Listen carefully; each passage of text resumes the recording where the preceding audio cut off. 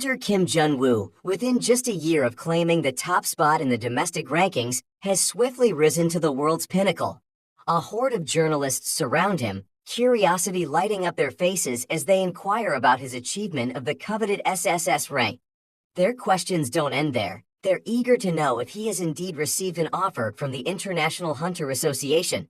As Kim Jun Woo's group moves towards the dungeon gate, notorious for its extreme difficulty, the journalist sees the moment to seek his advice, especially for the benefit of his junior hunters. Despite it being his first deployment in quite some time, Kim Jun Wu can't ignore the crowd that is gathered in front of the dungeon, teeming with reporters. Politely excusing himself, he emphasizes his current focus on the task at hand, which is to clear the daunting dungeon. His response appears to be expected, given the circumstances. Recognizing the value of media coverage, he decides to offer a special service that day. Turning back to face the journalists, he proclaims that their team's unwavering commitment lies with the safety of the citizens above all else, a promise that will endure unaltered no matter what challenges lay ahead.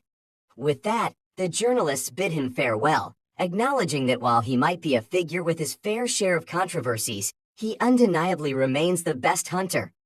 Kim Jun Wu abruptly halts in his tracks as a journalist boldly broaches the topic of the recent incident involving the cleaning team. A palpable tension settles in the air, and Kim Jun Wu casts a wary glance over his shoulder. The journalist elaborates, specifically referencing the episode where Kim Jun Wu was alleged to have assaulted a member of the dungeon cleaning team, recounting that he had supposedly thrown the individual against a wall with great force. Kim Jun Wu appears visibly unsettled, and the journalist, in a rather cheeky tone, presses on, acknowledging that Kim Jun Wu might prefer to feign ignorance about the matter. However, he asserts that he too possesses a fair share of information, even mentioning a personal connection to the assaulted individual. With a sardonic twist, he remarks on the irony of how the world-ranking #1 hunter managed to evade any media scrutiny after reportedly engaging in a physical altercation with someone of his father's age. As the other journalists and reporters begin to exchange whispers and mutterings, it becomes evident that this revelation could indeed be headline-worthy. Kim Jun Woo's expression narrows, and he dismisses it matter-of-factly as an unpleasant rumor before resolutely turning his attention back towards the dungeon gate. Undeterred, the journalist calls out mockingly, extending a wish of good luck for Kim Jun Woo's duties today. The atmosphere grows tense, and Kim Jun Woo's team members appear on edge as they continue on their path. In the Republic of Korea, the Supernatural Dimension Management Association, or simply the Association, stands as an institution dedicated to safeguarding the nation and its citizens from the threats posed by dungeons and the creatures that emerge from them. This organization has meticulously assembled individuals endowed with supernatural abilities, forming 4 specialized teams. Among these teams, the Operations Team, known as the Hunters, takes on the pivotal role of clearing dungeons. Within this team, Operations Team 1 enjoys prestigious status, boasting a flawless dungeon clearance success rate of 100%. Each of its members holds a high-ranking position among the nation's hunters. At the head of this elite group is Kim Jun Wu, who has recently found himself thrust into the spotlight due to a controversial incident involving an altercation with an elderly individual. As the articles flood in with public opinions firmly against him, headlines envelop his name, and YouTube comments overflow with anger and disappointment, Kim Jun Wu finds himself seething as he gazes at his phone. The car drives onwards as his secretary behind the wheel asks him what's troubling him, given their successful dungeon clearance.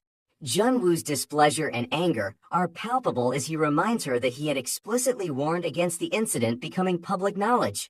When she speaks in her defense, his frustration erupts, and he demands to know the source of the leak, emphasizing the chaos it has unleashed on the internet.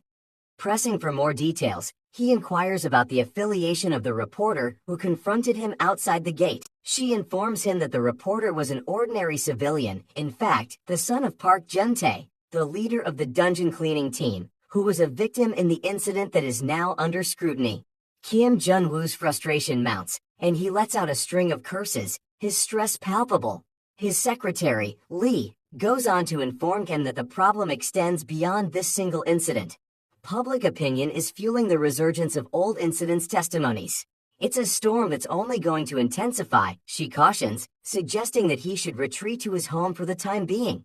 With no immediate schedule to attend to, he should consider this an enforced vacation. His countenance hardens, and his presence exudes an air of menace as he questions Chief Lee, demanding to know if she comprehends his intense disdain for those who obstruct his path. With a reassuring nod, she affirms her understanding, prompting him to give her the instructions to prevent the situation from spiraling further out of control. He emphasizes the dire consequences his reputation would face if matters escalate. Sighing deeply, Kim Jun Wu changes the topic, inquiring about the stance of the association's leader. Chief Lee informs him that the leader has remained conspicuously silent, preoccupied with an international association scouting case, and likely waiting for the chaos to subside. Jun-Woo, however, harbors suspicions, well aware that their leader is not one to withhold commentary.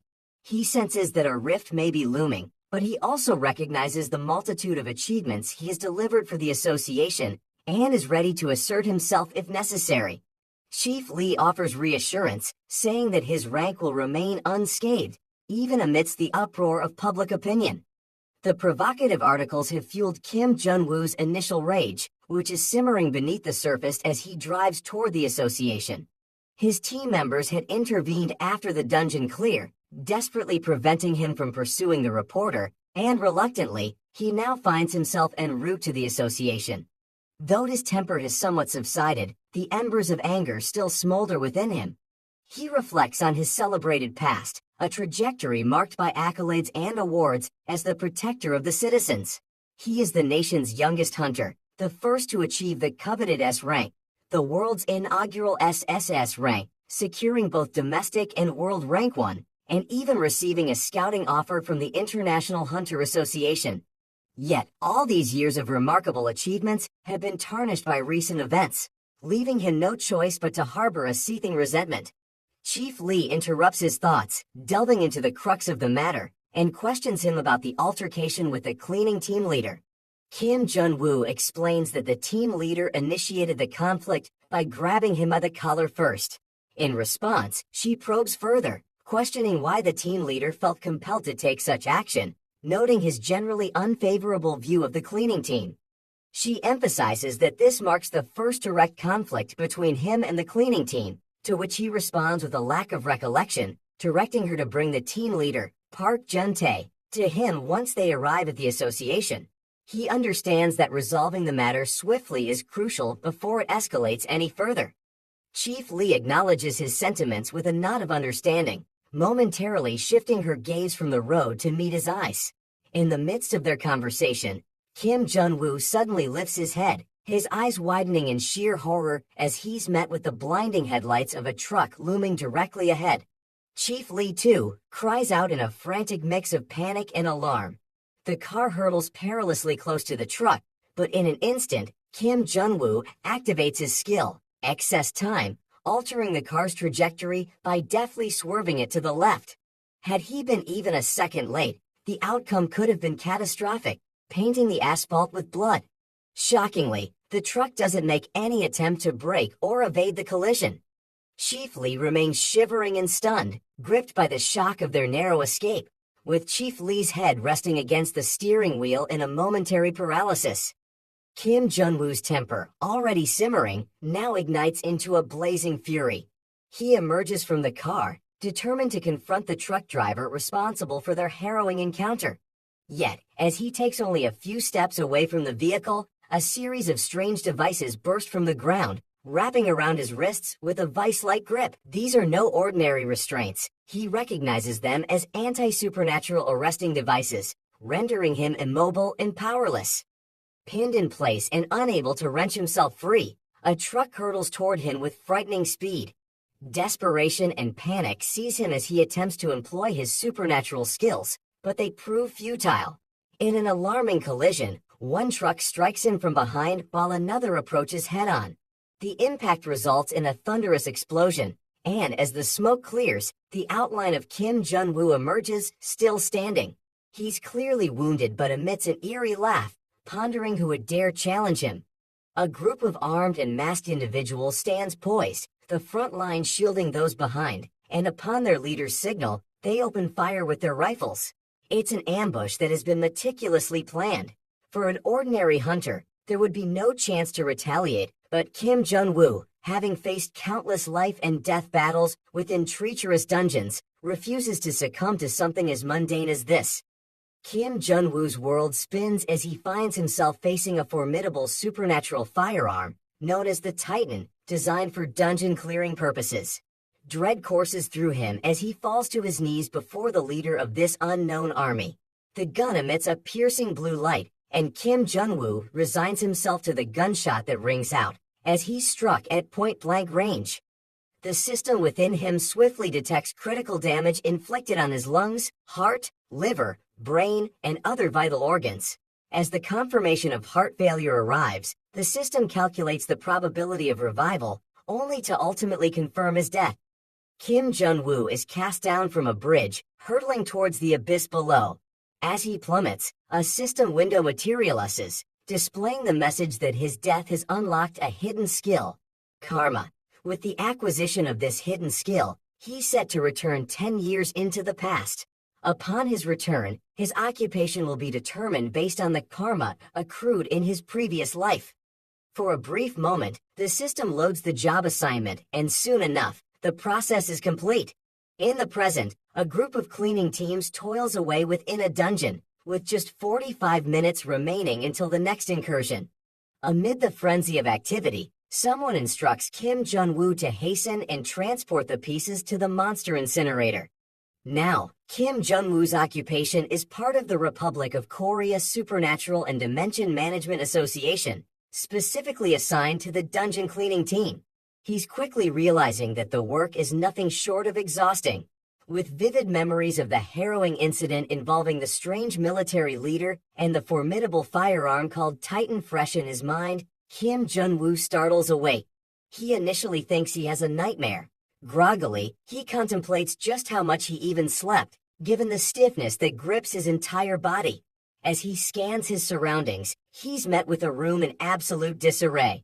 Confusion envelops him as he tries to discern where he is, realizing that he's in a cramped 26-square-meter studio apartment that's in a state worse than a pigsty.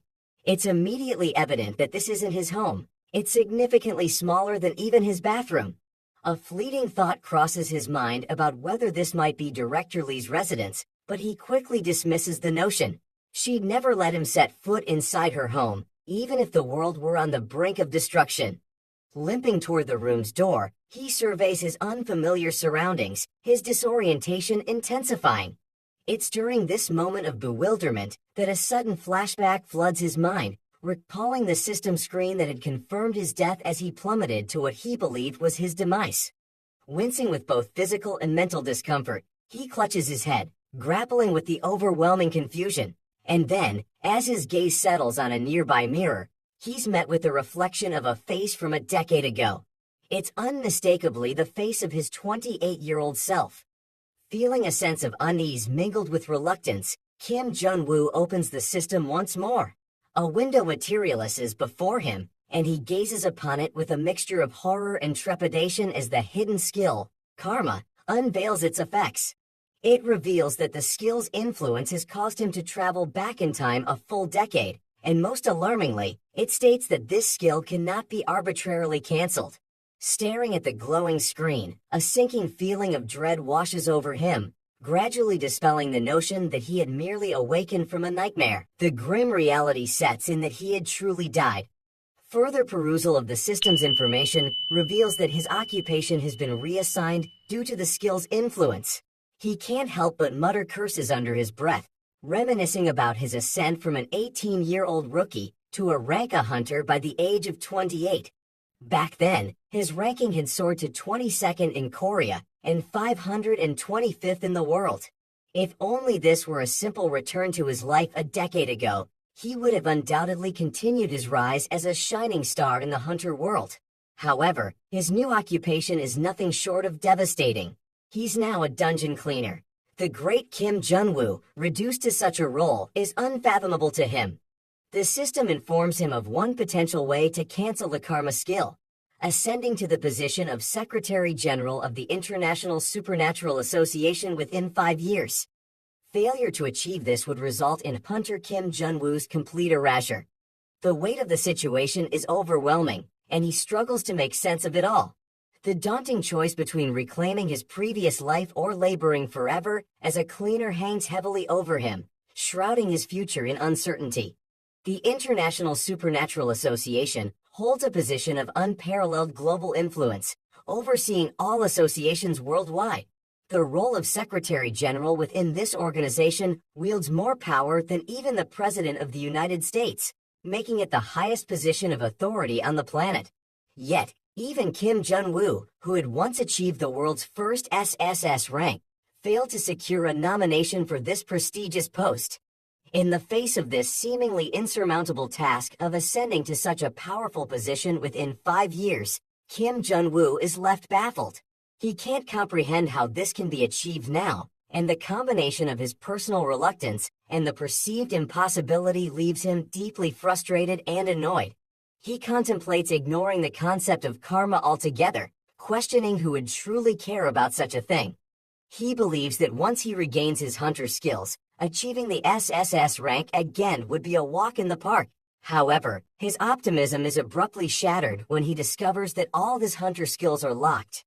Panic sets in as he faces the reality that he's unable to access the abilities that once made him a formidable hunter. Then, a new system window pops up, congratulating him for acquiring a new skill. He brightens up, hoping for something useful, but his enthusiasm turns to aggravation as he discovers that the skill he's acquired is called Cleaning Obsession, a passive learning skill. In a fit of frustration, he screams out, grappling with the mounting anxiety that this new reality brings. Lying sprawled on the bed, Kim Jun Wu grapples with the cruel twist of fate that has befallen him. He can scarcely believe that all his life's remarkable achievements have evaporated into nothingness. Even though he's been relegated to the role of a cleaner, he clings to his SSS rank pride as a reminder of his former glory. Moreover, he harbors a burning need to identify the individuals responsible for his brutal murder. They were undoubtedly no ordinary troops, leaving him to ponder whether they belonged to a private guild or had ties to the association itself. Just as he's lost in thought, his phone rings, and he hastily answers. The voice on the other end introduces himself as Team Leader Park. He inquires whether Kim Jun Wu might be too occupied to come to work today, noting that it's been an hour past the reporting time. He wonders if Kim Jun Wu is feeling unwell, especially considering the strenuous nature of their last dungeon. Team Leader Park then chuckles and assures Kim Jun Wu that today's assignment isn't as grueling. However, 2 workers who accompany Team Leader Park seem to suspect that Kim Jun Wu may have shirked his duties due to the challenging nature of the work. They suggest he should have simply called to resign if he found it too hard. As the bitter and indignant voices of the workers come through the phone, Kim Jun Wu feels his facial muscles twitching with indignation. Regardless of his current circumstances, he finds it difficult to accept being looked down upon by cleaners. It's a stark reminder of the gap between his past and present. Team Leader Park quickly rebukes the workers, silencing their disrespectful comments. He then returns his attention to Kim Jun Wu, showing understanding for his situation. He grants Kim Jun Wu permission to take a break if the work becomes too strenuous, and advises him to send a text the next time in advance if anything comes up. He asks Kim Jun Wu to save his number as Team Leader Park Jun-tae. The name triggers a memory in Kim Jun Wu, prompting him to urgently inquire about the team leader's name once more. In response, Team Leader Park Jun-tae chuckles, acknowledging that his name can be quite difficult to remember. He kindly repeats it for Kim Jun Wu. With newfound determination, Kim Jun Wu agrees to head to work immediately, catching Team Leader Park Jun-tae by surprise. In a swift motion, Kim Jun Wu is already at the door, ready to head to work as a dungeon cleaner. Kim Jun Woo's commute to work involves taking the public bus, a situation that causes him dismay. The lack of suitable clothing options at his disposal surprised him. His astonishment mounted as he stepped out of the house, only to discover that his beloved Benz was nowhere to be found. Left with no other choice, he begrudgingly decided to hail a taxi, but his frustration peaked when he realized that his wallet was devoid of a single penny. The mere thought that he, Kim Jun Wu, has resorted to riding a city bus intensifies his anger. His current existence is a world apart from his previous life, a reality that has fundamentally altered his relationship with the world. This transformation also means that the altercation with Park Jun-tae and the violence he had inflicted upon him in his former life have no bearing on his present circumstances.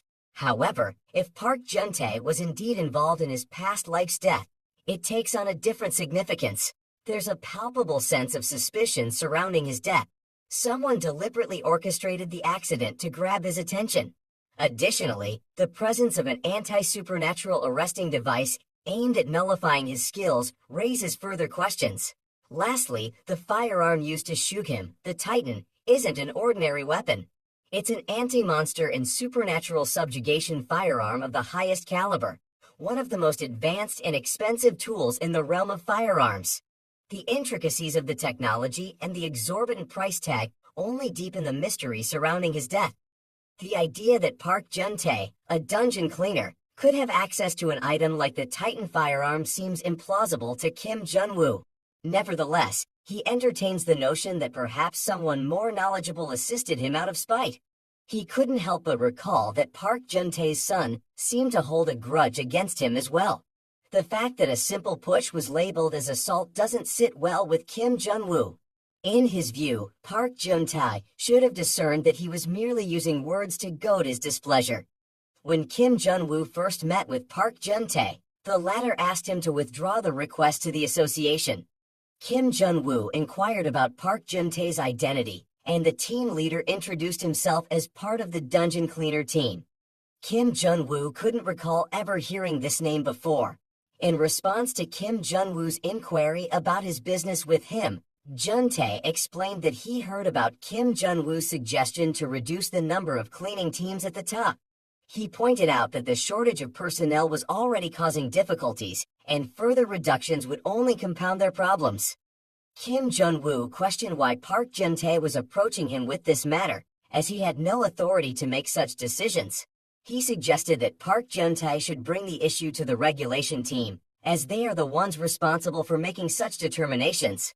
However, Park Jun-tae politely reminded Kim Jun Wu of the significant influence he wielded within the association. He pointed out that Kim Jun Woo's words carry considerable weight and could easily sway the decision-making process.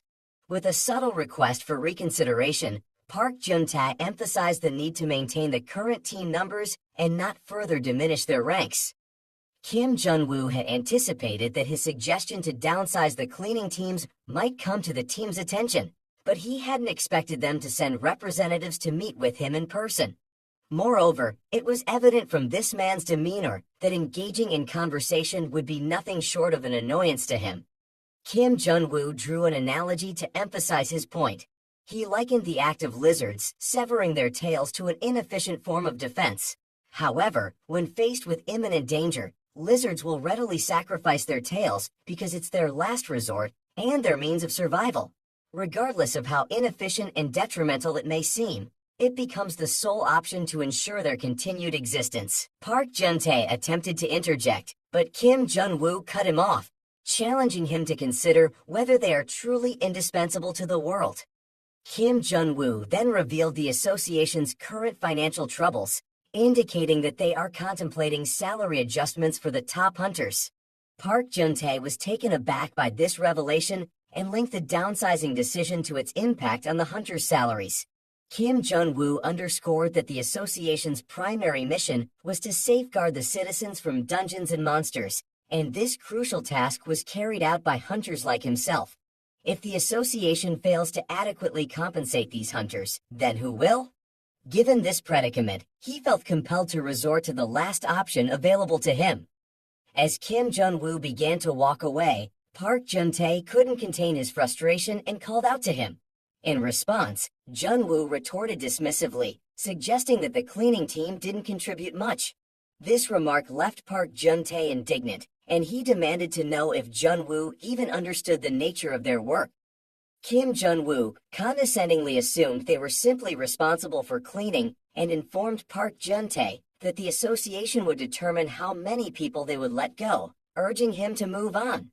Park Jun-tae, however, declared that the cleaning team took pride in their work in their own way. Kim Jun Wu brushed off his sentiments and continued to walk away. Driven to desperation, Park Jun-tae sank to his knees and begged Kim Jun Wu to reconsider. Annoyed by the pleading, Kim Jun Wu returned to Park Jun-tae, leaning over him, and suggested that they should be grateful. He pointed out that the cleaners didn't face life-threatening situations like the hunters, and they made a comfortable living cleaning in the background. Kim Jun Wu even went so far as to refer to them as parasites, further fueling Park Jun-tae's anger. In a fit of frustration, Park Jun-tae gripped Kim Jun Woo's collar, but Kim Jun Wu effortlessly pushed him back against the wall. It was only then that he realized he had pushed Park Jun-tae with more force than intended, and he regretted it upon seeing the blood. Frustrated and annoyed with the situation, Kim Jun Wu decided to involve Chief Lee and called her to take care of the matter. In the present, Kim Jun Wu is standing outside a cordoned-off dungeon gate. He identifies it as a danger-grade yellow-level dungeon, in which the Foxtrot Centipede is the boss. Memories of participating in the subjugation of this dungeon when he was 28 come flooding back, solidifying the reality of the situation. On the other side, Park Jun-tae waves him over, and Jun Woo glances his way. Finally, Kim Jun Woo is face-to-face with the man, Park Jun-tae, who, in this new timeline, has made Kim Jun Woo a dungeon cleaner. Approaching him with an air of friendliness, Park Jun-tae greets Kim Jun Woo, who scrutinizes him carefully from head to toe. Park Jun-tae presents the image of a typical middle-aged man in his 50s, dressed in modest clothing, a familiar sight that aligns with Kim Jun Woo's memories. At first glance, he doesn't seem like someone capable of taking a life. Park Jun-tae inquires about whether Kim Jun Woo had breakfast and proceeds to introduce him to the rest of the team. He mentions that he knew Jun Woo would come because he appeared sincere from the very beginning. Cleaner Hand Sang-hae, from Cleaning Team 3, displays irritation and suggests that Kim Jun Woo only arrived because he was caught trying to leave. Cleaner Im Hui-jang, also from the same team, shares that during their previous encounter, Kim Jun Woo had claimed he couldn't contribute much and indeed did very little. Cleaner Mun So-yeon, another member of the same team, questions Park Jun-tae's decision to add more members when 4 should suffice. Park Jun-tae attempts to calm them and redirects their focus toward the task at hand. Sang-hae informs him, in response to his query, that they have 45 minutes left. The others express surprise at the tight timeline, with Sang-hae noting that Kim Jun Woo is an hour late, which has reduced their available time. Kim Jun Woo observes their impolite behavior as they all fixate on the glowing dungeon rating. Park Jun-tae acknowledges that it can't be helped at this point and urges the team to get to work quickly before they face further criticism. Kim Jun Woo is handed a gas mask, and he gazes at it pensively. Park Jun-tae, noticing his hesitation, inquires if there's any issue. Kim Jun Woo, wearing a puzzled expression, asks for clarification regarding the duties of dungeon cleaners. He knows that the Republic of Korea's Supernatural and Dimension Management Association, known as the Association, comprises 4 primary teams: the Control Team, the Hunter Support Team, the Operations Team, and the Dungeon Cleaning Team. The Control Team oversees dungeon appearances and information gathering. The Hunter Support Team handles the production and maintenance of weapons and items, in addition to providing support for various tasks. The Operations Team is comprised of hunters specializing in clearing monsters within dungeons. As the team proceeds into the dungeon, Park Jun-tae asks Im Hui-jang if he's disinfecting the area as they move forward. Hui-jang confirms that he is, but he mentions that the corridor is wider than anticipated, which might lead to an insufficient amount of disinfectant solution. Suggesting that a wider spray pattern would resolve the issue, Park Jun-tae directs Sang-hae to determine the location of the boss room. He also instructs Mun So-yeon to monitor the internal gas levels. Emphasizing that the boss is relatively large this time, he predicts a longer dismantling process and urges the team to hurry. Kim Jun Wu remains perplexed by the activities of the dungeon cleaning team, as their role remains unknown to him. When he starts to move in a different direction, Park Jun-tae calls him back, cautioning him about the dangers of wandering alone in the expansive dungeon. Kim Jun Wu points out that Park Jun-tae himself had mentioned they were heading to the boss room. Park Jun-tae doesn't dispute this and instead instructs Jun Woo to follow them closely, explaining that the boss room is in the opposite direction. Kim Jun Woo, however, remains perplexed, as he firmly believes that the boss room is straight ahead. This confusion baffles Park Jun-tae, irritates Sang Hyuk, and leads So Yeon to suggest that Jun Woo may not want to work. Hui Chang is frustrated due to their limited time and Jun Woo's apparent defiance. Sang Hyuk proposes that they simply ignore Jun Woo and proceed with their duties. He then moves forward and obtrusively hands Jun Woo a map that the control team had provided, telling him to check the location of the boss room for himself. Jun Woo examines the map carefully. The maps for cleared dungeons are meticulously created by the hunters who participated in the operation, making it highly unlikely for them to be incorrect. Despite this, Jun Woo adamantly claims that the map is wrong and asserts that the boss room is indeed straight ahead. He expresses doubts about the functionality of the control team, revealing his limited interaction with them. Sang Hyuk becomes increasingly frustrated and wonders if Jun Woo is under the influence of drugs, while Park Jun-tae asks Jun Woo how he can be so sure about the direction of the boss room. Jun Woo is on the verge of revealing the truth that he knows the boss room's location because he had cleared this dungeon before, but he stops himself mid-sentence, realizing that they wouldn't believe him if he disclosed this fact. Instead, he simply shrugs and agrees to continue in the direction they suggest. As Kim Jun Woo follows the team, with Park Jun-tae walking beside him and the others ahead, he inquires about the significance of the 45-minute time limit that Jun-tae had mentioned earlier. Jun-tae explains that it's the remaining time until the dungeon closes. Jun Woo's memory is jogged, and he recalls that all dungeons naturally disappear after being cleared, typically within an average of 2 hours. Most hunters don't pay much attention to this, as they leave the dungeon immediately after clearing it. However, this time frame holds great importance for the cleaning team, which enters the dungeon once it's been cleared. Jun Woo questions the necessity of cleaning the dungeon if it's going to disappear anyway. Jun-tae chuckles and proceeds to clarify that a cleared dungeon doesn't actually vanish. It merely goes on a break until the monsters return. Hearing this, Jun Woo nods in understanding. Jun-tae then elaborates on the issue. If the dungeon reopens and there are piles of monster corpses lying around, it creates several problems. Jun Woo doesn't immediately see the issue, but Jun-tae insists that it's problematic.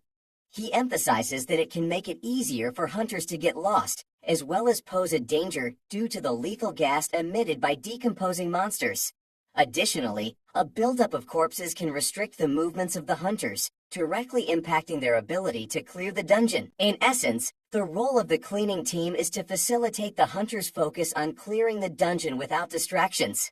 Therefore, Jun-tae asserts that they should take pride in their work, because, without them, there would be no hunters. Park Jun-tae chuckles amiably, but inwardly, Jun Woo is still skeptical about the importance of their work. Jun-tae goes on to explain that the main tasks of their cleaning team include disposing of monsters, cleaning up the byproducts of the clearing process, and ensuring that no traces of the hunters are left behind. He even mentions the rare possibility of rescuing hunters from dungeons, although such an occurrence has never happened before, at least not in Jun Woo's lifetime. Jun Woo finds the idea of a cleaner rescuing a hunter unheard of, but he's beginning to see that this line of work might not be as purposeless as he initially thought.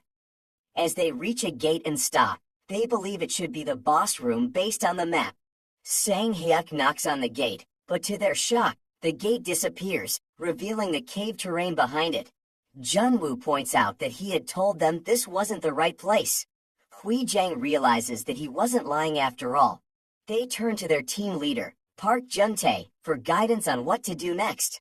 After huddling together for a moment, Jun-tae asks how much time they have left, and Sang Hyuk reports that they have 22 minutes. Jun-tae believes it should be enough, and the team members agree that it's better than facing criticism. Jun-Woo, frustrated, exclaims, demanding to know what they mean by enough. Jun-tae cheerfully clarifies that they are referring to the time left for work and that they should focus on their assigned tasks. Jun-Woo is worried that, with only 22 minutes left, the dungeon will close. It takes a week at least for a clear dungeon to reappear, or it can even take a year. Jun-tae tries to dissuade his worries by simply replying that they'll stay locked up here if that happens. Jun-Woo considers that equal to death. He incredulously demands why they are all risking their lives just to clean. But it has always been like this for them. They tell Jun-Woo to leave if he doesn't like it. They never expected anything from him anyway. As they all pass him by, grumbling about him, Jun-Woo starts when So-yeon comes to stand in front of him. She glares at him before moving ahead as well. Jun-Woo gets angry at the dismissal and disrespect of his peers. He has 15 years of hunting experience, during which he never once failed a clearing. The result was achieving the world's first SSS rank, as well as the world's #1 rank. He can't stomach the fact that someone like him is being belittled in the dungeon by the cleaners. He stops the others in their tracks all of a sudden and mentions a small passage that he knows is in the room. He forces them to listen as he explains that the distance from there to the boss room is 500 meters. If they take the shortest route through that passage, it'll take 8 minutes. If they run, it'll only take 5 minutes. Jun-Woo then assumes the lead of their group and moves forward, inviting them to leave if they don't like it. They all run after him and enter the boss room. The Foxtrot Centipede, a centipede-type monster that is over 10 meters tall, lies at the center. Looking at the room's condition, Jun-Woo surmises that it must have been a fierce battle. Assuming it was a 20-member team, casualties would be around 5 to 6 people. But he notices that they were still able to find the key point. The monster's weakness is the hollowed part of the forehead just above its huge chin. Sang-Huk steps forward to quickly deal with the monster, but Jun-Woo pushes him back just in time to protect him as the boss monster rears up, glowing with an ominous red energy. The group is shocked to see that the monster is still alive when they had presumed it to be cleared. Taking the monster down is going to be hard for Jun-Woo since he doesn't have any of the skills. However, just as suddenly as it rose, the boss monster falls back down to the ground. Jun-Woo concludes it must have been rigor mortis and curses out the operation team for being careless enough not to check for it. Jun-Woo's team members assume it is the first time he has encountered a boss monster, and considering the blank look on his face, they suggest he stay back as they clear everything up. This sets Jun-Woo on edge, and instead of listening to them, he snatches a knife and approaches the fallen monster, much to the shock of his team. As he takes position over the monster, Jun-Woo tells them that they will break their wrists if they put in the knife without knowing anything. He demonstrates how the knife goes between the 3rd, 6th, and 12th segments, and how they'll be wasting their energy if they put it anywhere else. He notices that the nerves are still responsive and tells his team to ignore them even if they move while they are cutting. His teammates are all shocked at his apparent expertise and break out of their dazed stupor only when Jun-Woo calls them to action. He continues to nag them as they all get to the task of cutting up the monster. He tells them not to step on the blood. It's not poisonous, but it's a strong adhesive. Seeing Jun-Woo move about confidently, Sang-Hyuk assumes the team leader showed him the control team's file to try to help out a newbie. When Gun-tae shakes his head, Sang-Hyuk can't believe that a novice cleaner could know all that without help. It is all information that is not even in the file. He demands to know how Jun-Woo came to find out about it, all the while the system window showing Jun-Woo's active skill, cleaning obsession, blinks above his head. Soon, the dismantling of the monster will be complete. Jun-Woo is shocked to find himself feeling rewarded after a cleaning job, while his teammates praise him for his exceptional work. He's hardly able to believe it's his first time. With only 5 minutes remaining until the limit, Jun-Woo suggests they all head out. As they make their way back, Park Jun-tak comments that it was easier than he expected, and he credits Jun-Woo for their success. However, Jun-Woo is preoccupied because he has stepped on some blood, which he suspects is leaking from a hole in a bag. So Yeon expresses concern and informs the team leader that Jun-Woo can't move. Despite their worry, Jun-Woo brushes off their concerns and tells them to stay back, insisting that he's fine. Jun-Woo realizes that the centipede's blood is really quite adhesive, and even with his hunter strength, he can't free himself from it. However, he knows that it's vulnerable to high heat, so he attempts to use his skill called Hellfire to melt the adhesive blood by aiming his palm at his foot. To his dismay, he finds that the skill is unavailable as it's locked, leaving him looking somewhat foolish standing there with his palm outstretched. In a race against time with only 55 seconds left, Park Jun-tae takes quick action. He asks Hui Jang if he brought the rope and instructs him to tie it around Jun-Woo. He then directs the rest of the team to hold the other end of the rope. They all pull with all their strength, but to their surprise, Jun-Woo doesn't budge. They attempt another pull, but it becomes evident that their efforts are in vain. With only limited time remaining, Jun-tae suggests that Jun-Woo should take off his hazmat suit. However, So Yeon urgently points out that the gas level is dangerously high, and removing the suit could be perilous. In frustration, Jun-tae demands to know what they should do, emphasizing that they will all be trapped if they don't act quickly. This statement surprises Jun-Woo, who wonders why Jun-tae mentioned all of them being trapped when he's the only one who can't move. He reflects on the situation, likening himself to a lizard's tail, and questioning why the team is not abandoning him in this dire moment. In a tense moment, Jun-tae orders Jun-Woo to take off his hazmat suit immediately, urging him to come to his senses. As Jun-Woo complies, he inwardly assesses the situation, thinking that this team appears to be less intelligent than lizards. Jun-tae then instructs everyone else to leave, emphasizing that those who can must survive. Sang-hyuk questions the absurdity of this plan, but Jun-tae asserts his authority as the team leader and is firm in his decision. With only 10 seconds remaining, Sang-hyuk looks at Jun-tae for a moment before reluctantly leaving with the rest of the team. As the countdown reaches its final moments, Jun-tae steps forward, swiftly helping Jun-Woo out of his suit, and then sheds his own suit. Jun-Woo, now wearing Jun-tae's suit, and with the stuck shoe left behind, the two of them, supporting each other, hurry towards the entrance, both desperate to escape. The remaining members stand on edge just outside the gate, the countdown ticking down to a mere 5 seconds. With only 3 seconds left, Jun-tae and Jun-Woo are on the verge of reaching the gate.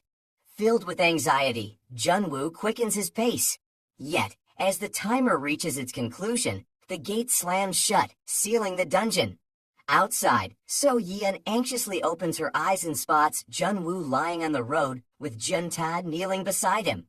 Relieved, she, along with the rest of the team, rushes towards them, overjoyed to see their team leader safe and sound. Jun-tae lets out a nervous laugh, relieved that they all made it out of the dungeon alive. Lying on the floor, Jun-Woo still can't believe the close call he had just experienced in a dungeon with no monsters while performing mere cleaning duties. Jun-tae offers him a hand and asks if he's okay as he helps him up. Jun-tae expresses relief that the gas level turned out to be lower than he had initially thought. He remarks that Jun-Woo worked hard on his first dungeon of the day and mentions that they should consider themselves lucky since it could have been worse. Jun-Woo, after processing what Jun-tae said, asks him again to confirm if it was indeed the first dungeon of the day. Jun-tae confirms this, stating that they've just started. When Jun-Woo inquires about how much more work they have to do, Jun-tae cheerfully raises his palm, displaying all 5 fingers. This revelation appalls Jun-Woo. He realizes the grim truth of the situation. There are 8 operations teams in the SEAL branch alone, and a total of 96 teams nationwide. If you include freelancers not affiliated with the association, there are approximately 11,300 registered hunters in Korea. In contrast, there are only 5 dungeon cleaning teams, comprising a total of 25 people. Each team has to clean an average of 3.3 dungeons per day, and on unlucky days, they might have to clean more than 5. Today, to Jun-Woo's utter despair, seems to be one of those unlucky days. After finishing their cleaning duties, Jun-tae suggests they have a team dinner. The others initially protest against Jun-tae footing the bill once again, but he insists that it's customary for the leader to cover such expenses. Sang-hyuk suggests that everyone should contribute instead. Jun-tae then calls out to Jun-Woo, who is already walking away, and invites him to join them, noting that he's the main character of the day. Hui-jang urges Jun-Woo to make a quick decision, but Jun-Woo remains where he is and declines the invitation. This surprises the rest of the team. Jun-Woo, inwardly, decides there's no need to build a relationship with them. He starts to explain his reasons for not joining, but Jun-tae intervenes, assuring him that he won't force him to come, and that it's fine if he doesn't want to. Jun-Woo contemplates explaining further, but ultimately decides against it, bidding them goodbye as he walks away. As he takes a few steps, he hears So Yeon commend him for his excellent work today, and hopes to see him tomorrow. Sang-hyuk also tells him to return safely. Jun-Woo pauses, seemingly thoughtful. As he lies on his bed that night, Kim Jun Wu reflects on the circumstances surrounding his past life. He realizes that Park Jun-tae, the team leader, couldn't have been the one who killed him in his previous life. Park doesn't seem heartless enough to commit murder out of resentment. He considers who might have had a grudge against him, apart from Park Jun-tae. He remembers various individuals, such as Yang Kwan-mo, the youngest of the team whom he often berated, Minju, his former romantic partner, with whom he had a tumultuous breakup, and Hwang Dong-hui from the control team, who was the recipient of Jun-Woo's frustration in the form of kicks to the shin. Realizing there are several people who could potentially hold grudges against him, Jun-Woo becomes annoyed. He also questions the point of seeking revenge, since the person who killed him in his previous life is likely a stranger now. Ultimately, his main goal is to remove the karma that binds him to his current situation and return to his previous life. To achieve this, he needs to become the Secretary General of the International Supernatural Association. Jun-Woo laments the fact that without his skills, he can't simply become a hunter again or find an alternative path, such as joining the control team. Suddenly, a realization dawns on him, prompting him to sit up and open the system window. His eyes widen in surprise as he notices something he hadn't been able to properly check earlier that morning. It's the existence of skill unlocking conditions. Every skill he discovers has its own specific requirement that must be met for it to be unlocked. Excitement courses through him as he realizes this, and he thinks to himself that if this is the case, there's no reason for him to remain just a cleaner. However, as he begins to read through the unlock conditions, his initial hope quickly wanes. Currently, the only condition that has been met is a single day of work, which has unlocked the skill known as Hyper Boost, while all the rest are rather impossible. Over the past week, Kim Jun Wu has been adapting to his new life as a dungeon cleaner. He's endured the daily grind of taking a crowded bus to work, cleaning a total of 25 dungeons, using up 6 10-liter bottles of cleaning solution, and dismantling 30 monsters. Amidst this challenging routine, he managed to unlock the Hyper Boost skill, thanks to the random condition of working for one day. Hyper Boost is a valuable mobility skill, offering increased speed and agility. However, it's primarily useful in combat situations and can't be utilized for training or everyday activities. Despite this limitation, Jun-Woo recognizes that having this skill is better than nothing, especially given his current circumstances. The requirements of achieving an average annual salary of 60 million won and obtaining the #1 job reference appear to be incredibly challenging, especially in his current role as a dungeon cleaner, which is one of the most demanding jobs. However, Jun-Woo identifies some relatively more achievable unlock conditions, such as increasing interest in the dungeon cleaning team among members of the association and expanding the budget for the dungeon cleaning team. While these conditions are somewhat abstract, he believes they are attainable with the right approach. One particularly straightforward avenue for unlocking skills is by raising interest in the association itself. Jun-Woo realizes that, as a former SSS rank hunter with knowledge of events from the next 10 years, he could significantly boost the association's reputation and generate interest. However, he acknowledges that the association won't easily accept the words of a mere dungeon cleaner. Jun-Woo briefly contemplates reaching out to his former team members to build trust and cooperation, but he quickly dismisses the idea, recognizing the challenge of contacting them among the thousands of hunters in Korea. His introspection is cut short when he realizes he's missed his bus stop, prompting him to call out an alarm as the bus continues on its route. Kim Jun Wu arrives at the gate to find only two of his team members, So Yeon and Sung Hyuk, present. When he inquires about the absence of the team leader, Sang Hyuk informs him that Park Jun-tae went to buy more cleaning solutions. So Yeon mentions that Hui Jang took a break for personal reasons.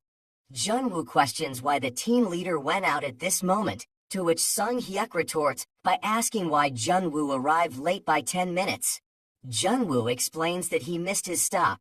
Sung Hyuk responds with a light laugh, offering him coffee that he bought to pass the time. Sung Hyuk's friendly attitude contrasts sharply with his demeanor on Jun-Woo's first day, and Jun-Woo reflects that his own determination to keep going despite the challenges has exceeded his own expectations. Kim Jun-Woo doesn't want to waste any more time and urges Sung Hyuk to enter the dungeon. While casually sipping his coffee, Sung Hyuk informs him that the clearing is still in progress. Jun-Woo looks up at the dungeon gate, realizing that it's not a dungeon he has personally cleared. However, he knows it's at most a middle-aged blue-gray dungeon, and there's no reason for the hunters to struggle this much or exceed their scheduled clearing time. He finds it baffling why they are taking so long. As he sits and waits with his team members, Jun-Woo mutters that the hunters are pathetic. He understands that he can't go in and help with the clearing, but he expects it to be over soon. However, as time passes, he realizes that he made a mistake in thinking this way. 30 minutes have gone by, and the hunters still haven't emerged from the dungeon, leaving Jun-Woo feeling agitated. His frustration boils over as he openly questions the competence of the hunters, wondering why it's taking them so long. Just then, So Yeon points out that they are finally emerging. Jun-Woo watches as the hunters stumble out, clearly exhausted and gasping for breath. He assesses that they are all D-rank hunters and finds it ridiculous that they look like this after clearing a blue dungeon. He thinks they are not worth their salary and considers it a waste. Concerned, So Yeon tries to hush him, warning that the hunters might hear his rude comments. Jun-Woo watches as a familiar face emerges from the gate. Kim Minju, a former member of his team. She has long black hair and a flawless complexion, resembling that of an actress. Surprised to see her, he wonders why she's here. Kim Minju appears to feel his gaze and approaches him, inquiring if there's any issue between them. Even though he is internally annoyed by the coincidence of meeting her, Jun-Woo assures her that he doesn't have a problem with her. He quietly observes her as she walks away. He had considered getting in touch with his past team members earlier, but Kim Minju is an exception. She's the woman who seemed to hate him for no apparent reason in his past life. When he suggested that she had no choice but to retire due to her injury, she responded with an unfathomable array of curses. She didn't even realize he was saying it for her own good. Nevertheless, she was someone who had an immense amount of pride, and that didn't mean her skills were lacking in any way. Noticing Jun-Woo's intense gaze earlier, So Yeon asks him if he knows the hunter he's been staring at. Jun-Woo quickly averts his gaze and tells her that he doesn't know the person. She just looks like someone he knows. So Yeon then teases him, saying that his expression seemed pretty menacing, and she thought he might be looking at an ex-girlfriend. Jun-Woo, feeling indignant, turns to her, but she laughs and playfully apologizes, admitting she was just joking. Just then, Jun-tae returns too. Upon approaching, he notes the playful atmosphere and asks if something has happened. Jun-Woo tries to brush it off, but Sung Hyuk brings up the same assumption So Yeon made, further irritating Jun-Woo. Jun-Woo moves away from the group toward the dungeon gate, urging them to start working. It's a blue-grade building-type dungeon, and as its name suggests, it's a dungeon constructed within an actual building.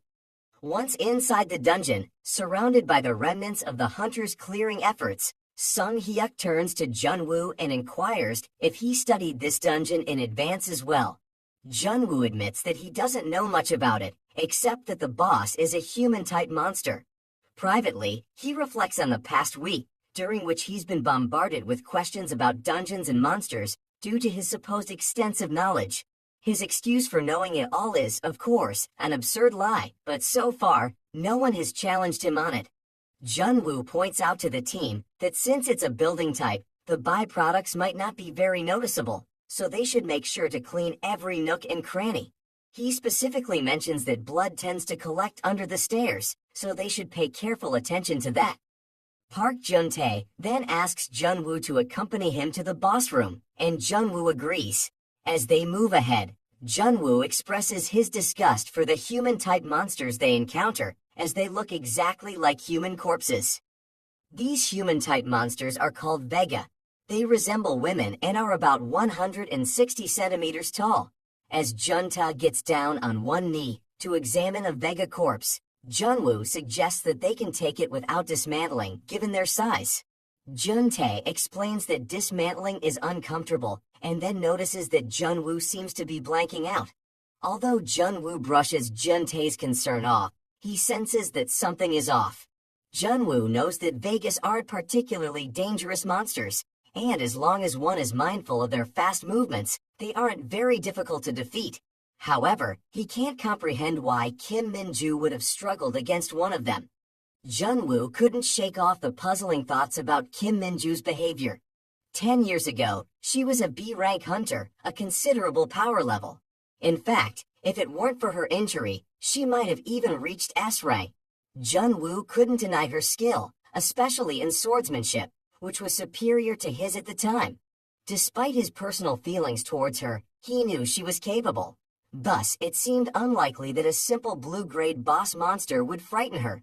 Taking charge of handling the corpse alone, Jun-tae asks Jun-Woo to snap out of his daze, urging him to lend a hand in carrying the lifeless body. Jun-Woo, apologizing for his momentary distraction, begins to move toward Jun-tae.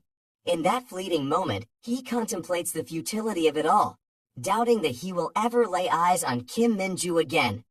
As Jun-Woo approaches the lifeless monster, something catches his attention. His gaze falls upon the blade marks all over the monster's legs. Abruptly, he halts in his tracks, his eyes widening as a realization dawns upon him. It's 5 in the morning, and Jun-Woo finds himself with just about 2 hours of sleep. This marks the 3rd consecutive day of the unfortunate schedule, a streak of bad luck that even his days as a hunter couldn't match in intensity. They stand there outside the gate, waiting impatiently for the hunters to finish clearing the dungeon. Sung-hyuk, in particular, wears a scowl of annoyance, irritated by the seemingly unnecessary wait. He can't help but voice his frustration, suggesting that the cleaner should be called in only after the job is done. Junta, awkwardly chiming in, adds that this delay isn't an uncommon occurrence. Yawning and with eyes moistened by exhaustion, Jun-Woo empathizes with Sung-hyuk's irritation. It's been over an hour past the scheduled time, and patience is wearing thin. So Yeon, noticing Jun-Woo's fatigue, remarks on his tired appearance. Jun-Woo, concerned, inquires about her well-being.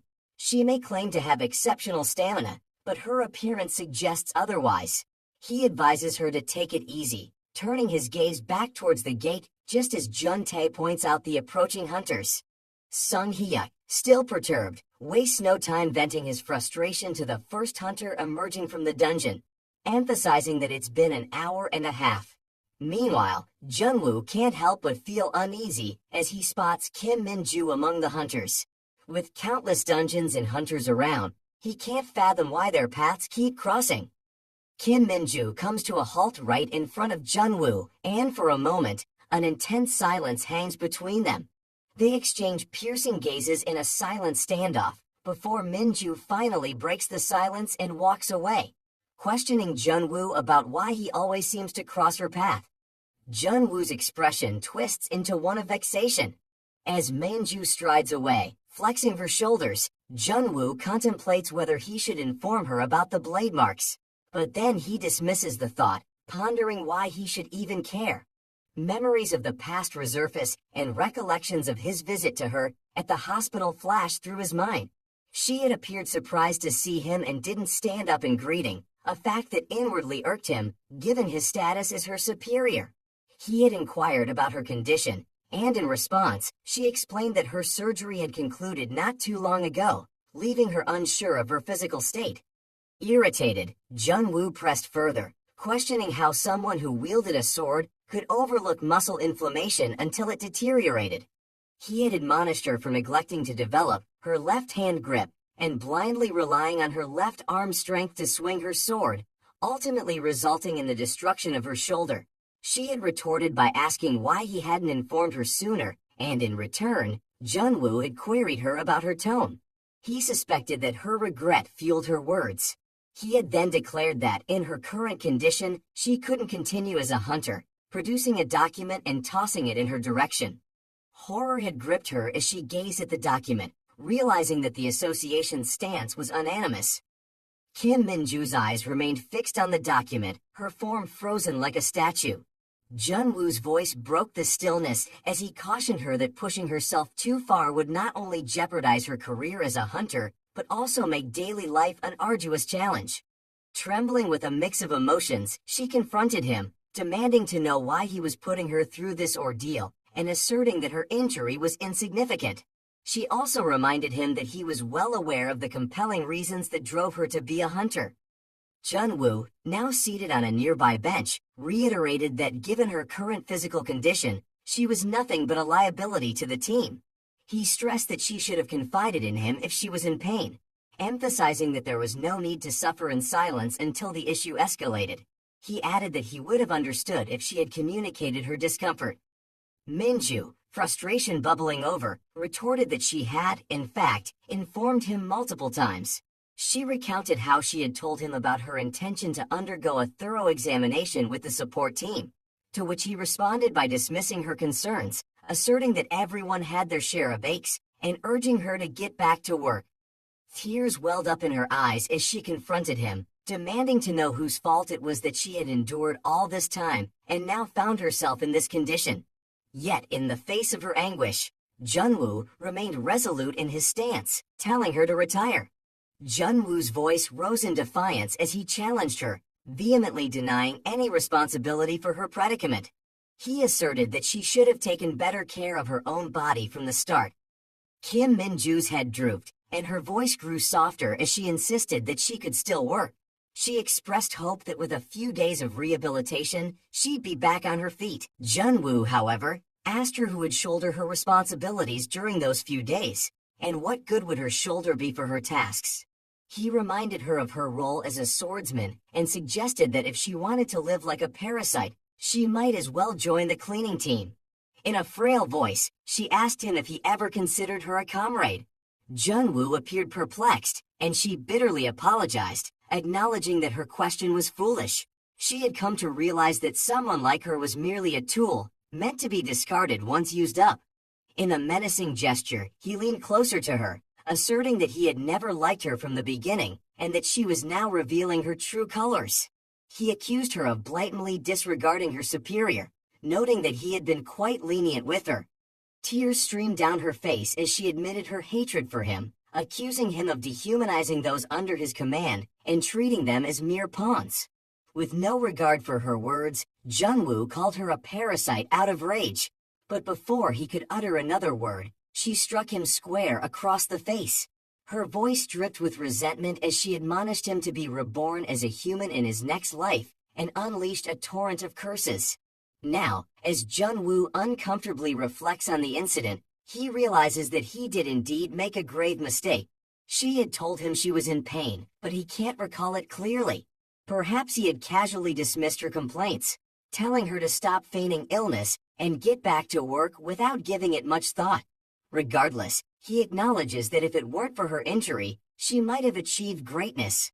Jun-Woo can't help but be concerned as he watches her flex her shoulder as she walks away. Eventually, he musters the courage to call her back, his demeanor sheepish and reluctant. He instructs her to develop her left-hand grip strength. She turns to him, looking annoyed and confused at the same time.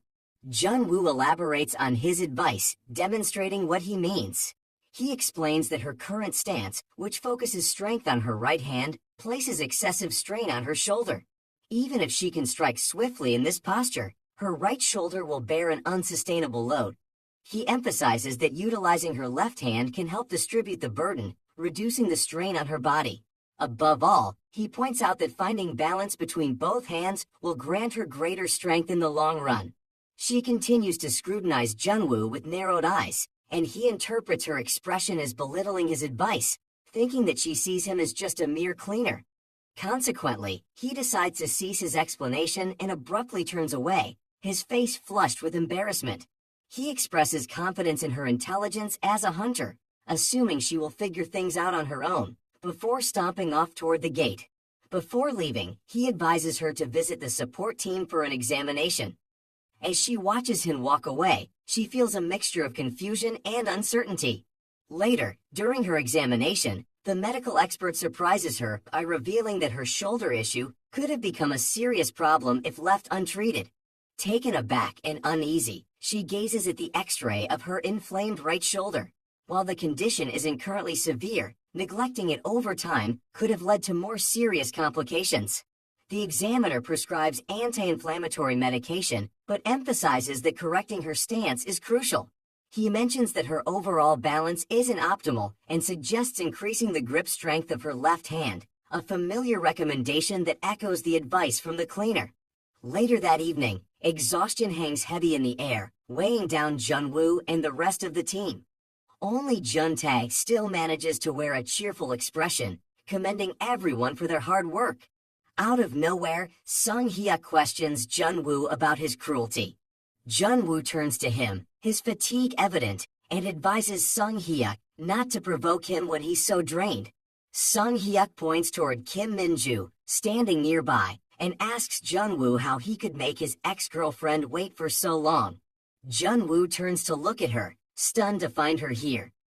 As the rest of the team continues to jest behind his back, Jun-Woo stands there, mouth agape and eyes wide, bewildered by Kim Minju's unexpected presence at this late hour.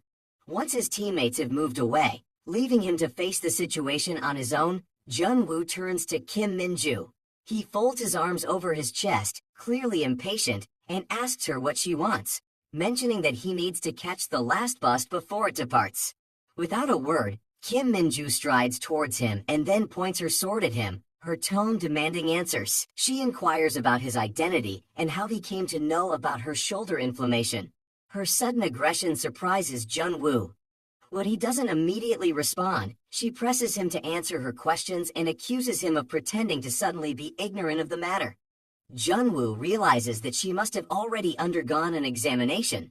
He explains that he was merely pretending to have knowledge about her shoulder issue, intending to share some general tips he had come across on the internet about hunters.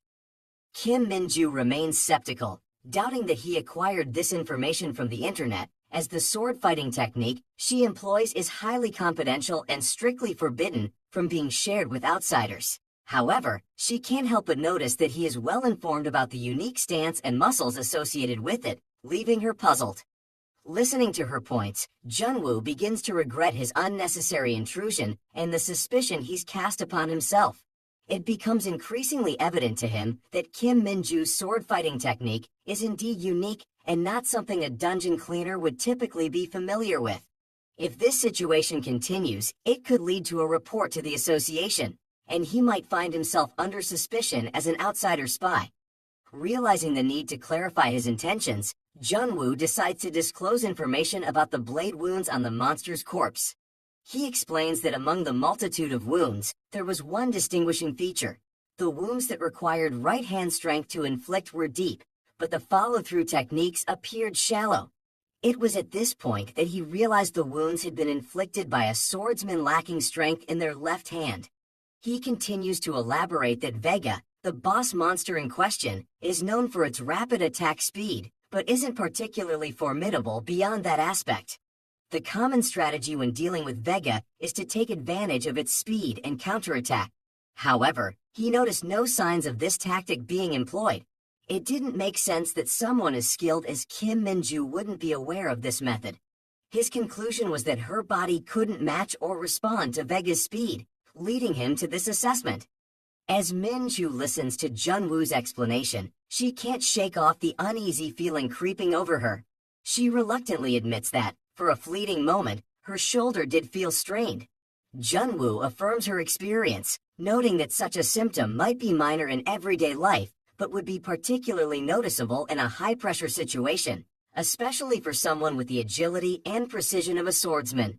Internally, Jun-Woo reflects that his ability to offer advice, despite not being a swordsman himself, is rooted in his past as a hunter, when he held the unique title of the world's first all-class hunter. However, this fact remains unknown to everyone at present.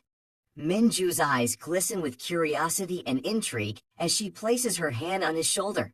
She asserts with confidence that he must be a freelance hunter, and Jun-Woo is surprised and perplexed by her claim. She passionately explains that rank freelance hunters are the top-ranked individuals in Korea, but tend to keep a low profile unless dealing with high-risk dungeons. Jun-Woo brushes her hand away, firmly denying her assumption and shocking her by revealing that he is just a cleaner. With that, he starts to walk away, explaining that he needs to wake up early the next day and must take his leave for the night. Jun-Woo inwardly ponders how transparent the question has been. If he were still a skilled hunter, Minju might have had ulterior motives or an agenda. However, now relegated to the role of a dungeon cleaner, he doubts there's any reason for them to cross paths again. To his surprise, however, he hears Minju utter a sincere thank you as he walks away. He can hardly believe that Kim Minju is expressing gratitude towards him and turns around to stare at her. The following day, Minju finds herself in the office of Captain of Operations Team 1, Lee Soo-young. He expresses surprise at her sudden request for a break and inquires if it's related to the results of her examination. When she confirms this, he expresses displeasure at the idea of her taking a break merely because her shoulder is bothering her. Such a reason hadn't even crossed his mind. Minju, however, reveals that she intends to use the break for self-improvement and even mentions an interest in learning sword skills. Soo-young is taken aback and questions if she's planning to enroll in an academy. She clarifies that she's only seeking private instruction. Intrigued, he asks if she met a martial arts master somewhere. She sighs and confesses that it's actually a cleaner from the dungeon cleaning team. Soo-young wears a scowl, clearly disapproving of Minju's decision, deeming it a disgrace and suggesting that she might as well finish her training at a kendo academy. Undeterred, she asserts that she will handle the matter on her own. Soo-young, his curiosity piqued, asks whether it was the cleaner who prompted her to get the examination, leaving her worried about who might have informed him. She recalls a nurse who had noticed her frequent visits to the examiner's office. Soo-young, still perplexed, asks what a mere cleaner could possibly teach a hunter. Minju explains that the cleaner hadn't agreed to teach her yet, even though she had asked him before and he had rejected her request. Hearing this, Soo-young's frustration reaches its boiling point, and he demands to know what exactly she intends to learn when the cleaner has already made it clear that he won't teach her. Minju responds by stating her determination to keep reaching out to him until he changes his mind. Exasperated, Soo-young ultimately gives in. He instructs her to return before the large-scale clearing scheduled for a few weeks from now. She expresses her gratitude, and Soo-young, feeling irritated, dismisses her brusquely. As she exits his office, he broods over the organization's seeming regression and questions again what a hunter could possibly learn from a cleaner. He worries about the potential repercussions if other teams learn of this situation, especially if it reaches the ears of the captain of Operation Team 2. The mere thought of the cleaning team sends shivers down his spine. He reaches for the intercom and calls the office of the executive management director, requesting that they transfer his call as there's something he feels compelled to discuss. A few days later, the cleaning team is once again hard at work within a dungeon, and Jun-Woo, in particular, is putting forth an unusually diligent effort. Sung Hyuk leans in towards So-yeon and comments that it seems like Jun-Woo has gone a bit mad. What they are unaware of is that just a few days ago, a new skill was unlocked for Jun-Woo. The system had taken note of his increased interest in the dungeon cleaning team within the association. Unexpectedly, Jun-tae approaches Jun-Woo from behind, wearing a friendly expression as he casually mentions that he doesn't want to pry into his personal affairs, but he's curious about why Kim Minju is now cleaning the dungeon floor. Jun-Woo calmly informs Jun-tae that he brought her here himself. Jun-Woo explains his rationale, stating that they can't predict when Hui-jang will return, so having an extra person with them seems like a sensible precaution. However, Jun-tae raises a concern, pointing out that Kim Minju is a hunter, and if the association were to discover her participating in cleaning duties, it might lead to unfavorable consequences. As Jun-tae continues to speak, Jun-Woo reflects inwardly on his decision. He hadn't brought her along because he wanted to. Kim Minju had persistently requested that he teach her sword fighting, which had irritated him. He couldn't fathom why a hunter would ask a cleaner for such guidance. In a moment of frustration, he had proposed that he would consider helping her if she assisted with cleaning. To his surprise, she had readily agreed, catching him off guard. He had underestimated her. He assumed she had a big ego and wouldn't be willing to perform such chores. Now, as he watches her diligently scrubbing the dirty floor, he wonders how things have escalated to this point. Meanwhile, So Yeon observes Jun-Woo watching Minju and perceives a completely different atmosphere between them. Jun-Woo begins to feel like he's losing his mind, never expecting Kim Minju to follow him so persistently. When she calls out to him, referring to him as a teacher while pointing out that the floor isn't getting clean, his frustration mounts. Despite his annoyance, he walks over to her and crouches down beside her, asking if she genuinely believes that she can clean the bloodstains with just physical strength. In response to her request for elaboration, Jun-Woo explains the distinction between human and monster blood, indicating that when the two types of blood are mixed like this, they shouldn't be cleaned simultaneously. He advises her to begin by wiping away the human blood using a cloth and then dissolve the remaining residue with fire. Minju nods in comprehension. Jun-Woo proceeds to pull a dagger from his suit and points out the bits of monster flesh stuck to the blood. He suggests that it would be wasteful to use a cleaning solution to remove them and instead recommends gently scraping them off with the dagger, instructing her to collect all the removed material in one place. After he finishes cleaning the floor as part of his demonstration, which now shines brightly, Jun-Woo adds that if she uses the dagger, she should clean it immediately to prevent it from getting corroded by monster blood. When Minju seems hesitant about the cleaning task, Jun-Woo's hopes briefly rise, and he eagerly inquires if she doesn't want to participate, reassuring her that it would be perfectly understandable. However, Minju once again surprises him by revealing that she finds cleaning to be quite profound. Jun-tae joins them at this moment, offering kind words of praise to Jun-Woo and referring to him as a full-fledged cleaner. Flustered and somewhat taken aback, Jun-Woo responds with a sheepish laugh. However, in the back of his mind, he can't shake the feeling that this entire situation is nonsensical. He can't fathom what's so great about standing here and laughing.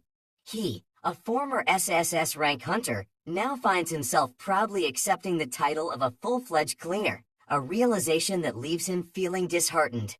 Jun-tae turns to Minju and acknowledges her efforts, noting that she's doing well on her first try.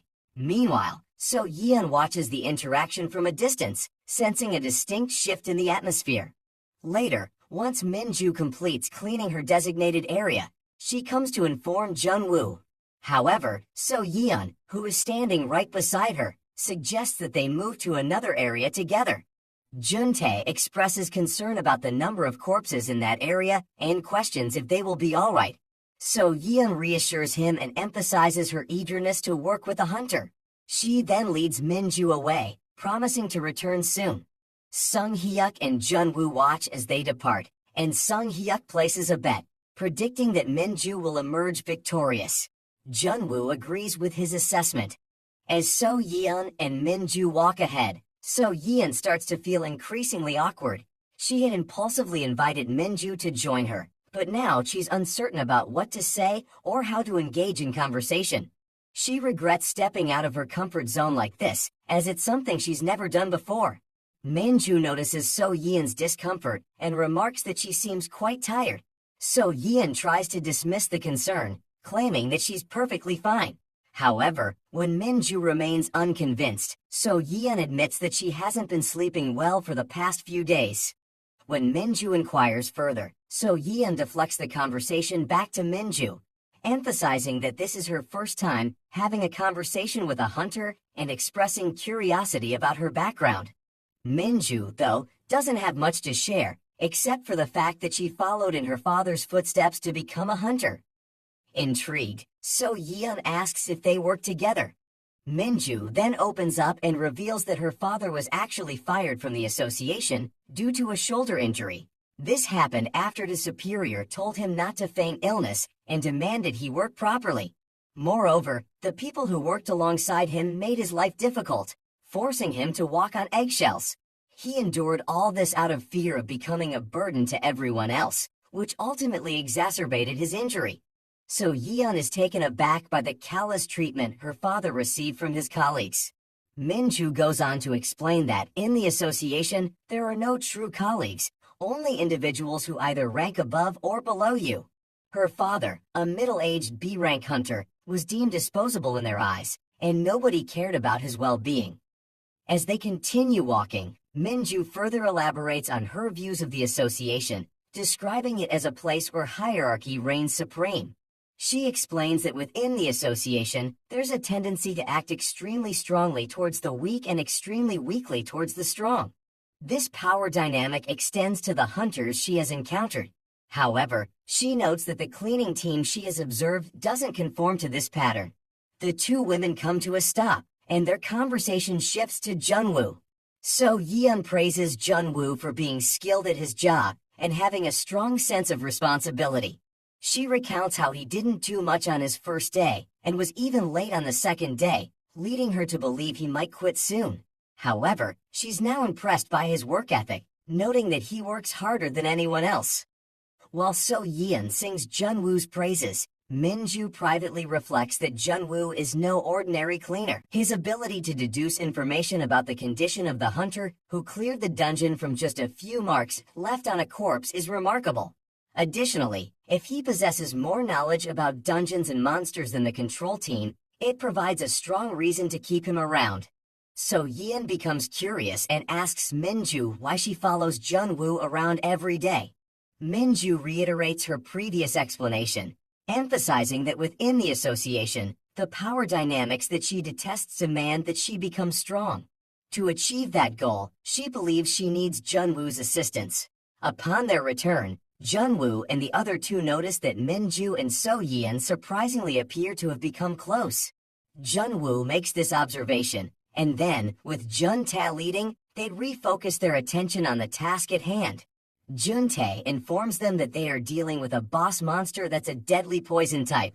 While he assures them that they should be fine as long as the poison doesn't come into direct contact with their skin, he advises them to exercise extra caution today and not to worry excessively. Jun-Tae observes that So Yeon's response to his instructions is somewhat delayed, prompting him to ask if something is bothering her. So Yeon shares that her hazmat suit is making her feel uncomfortable, and the gas mask is making it a bit difficult to breathe. However, she believes it won't hinder her work. Sung Hyuk chimes in, reminding them that it's time to change their equipment and suggesting that Jun-Tae should try to request a budget increase from the association. He expresses concern that if they continue working under these conditions, there could be an accident. Jun-Tae acknowledges his concerns and mentions that he has attempted to request additional funding before, but doesn't know what to do if they claim they don't have the money. He then heads over to the door and encourages everyone to enter the boss room, emphasizing the importance of keeping their available hazmat suits on. He opens the door, and they all enter the room where the dead monster lies in a heap. Jun-Tae once again cautions everyone to be extremely careful to avoid any contact with the deadly poison. The boss monster known as Maximum Slime may appear to be an ordinary slime, but exposure to its deadly poison and foul stench for an extended period can result in poisoning. The critical window of time for avoiding poisoning is just 5 minutes. Once poisoned in this dungeon, there is little hope of recovery. Jun-Woo understands the seriousness of the situation and knows they must exercise even greater caution than usual. As they begin their work, Jun-Tae carries a bag of waste on his shoulder and inquires about the well-being of Jun-Woo and Sung Hyuk, both of whom affirm that they are all right. Jun-Tae then turns to Minju, who also affirms her well-being. However, when he approaches So Yeon and asks if she's okay, she doesn't respond. Concerned, Jun-Tae moves closer and gently nudges her shoulder, which unexpectedly causes her to collapse onto the floor, alarming everyone. Jun-tae cradles So-yeon in his arms, gently shaking her in a desperate attempt to rouse her. She's shivering uncontrollably, her face is pallid, and tears stream down her closed eyes. Sung-hyuk notices that her air purifier didn't function properly, and her hazmat suit has a tear on the side. His voice quivering with concern, Jun-tae suggests they move her outside immediately and contact the support team for assistance. Jun-Woo silently berates himself for not cautioning So-yeon to be more careful. Sung-hyuk calls out to him, asking for his help in lifting So-yeon. However, Jun-Woo hesitates, realizing that it's highly unlikely the support team will arrive within the 5-minute golden time to administer the antidote. One experiences excruciating pain all over their body after ingesting maximum slime's toxin, at which point they pass out. Sung-hyuk urgently calls Jun-Woo over again, but he doesn't respond. Instead of helping lift So-yeon, Jun-Woo instructs Minju to draw her sword. Minju's eyes widen as she comprehends Jun-Woo's intention. Jun-tae and Sung-hyuk demand to know what Jun-Woo is doing and warn him that if anything happens to So-yeon due to his delay, they won't let him off the hook. Jun-Woo gazes at Minju with determination in his eyes, instructing her to draw her sword, as they have no time to waste. Jun-Woo calmly instructs Minju that it's not a difficult task. She just has to make one cut. Despite her initial panic and protests, Minju is taken aback when Jun-Woo reveals that she doesn't have to cut So-yeon. She has to cut him instead. While Jun-tae continues to plead with Jun-Woo for assistance behind him, Jun-Woo remains resolute and tells Minju to act quickly and quietly. After some initial hesitation, Minju gathers her resolve and agrees to follow his instructions. Although she doesn't fully understand his plan, she summons her sword and activates her acquired skill, prompting Jun-Woo to urgently tell her to wait, as he didn't instruct her to use her skill. Despite his warning, Minju swiftly delivers a strike, and Jun-Woo receives the shock of the attack. The system registers an attack directed at the caster, and Jun-Woo instinctively assumes a fighting stance. With his hand on the bleeding wound, Jun-Woo grimaces in pain.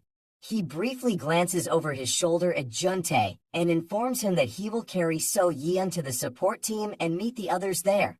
Jun-tae is perplexed, asking how Jun-Woo intends to do that in his current condition.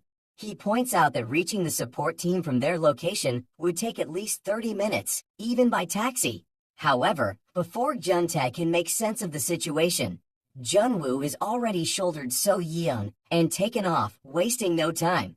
With So-yeon on his back, Jun-Woo activates his skill called Hyper Boost, fully aware that time is running out with only 3 minutes left in golden time. In the medical center later that night, Jun-tae, his eyes brimming with tears, expresses his gratitude to the doctor.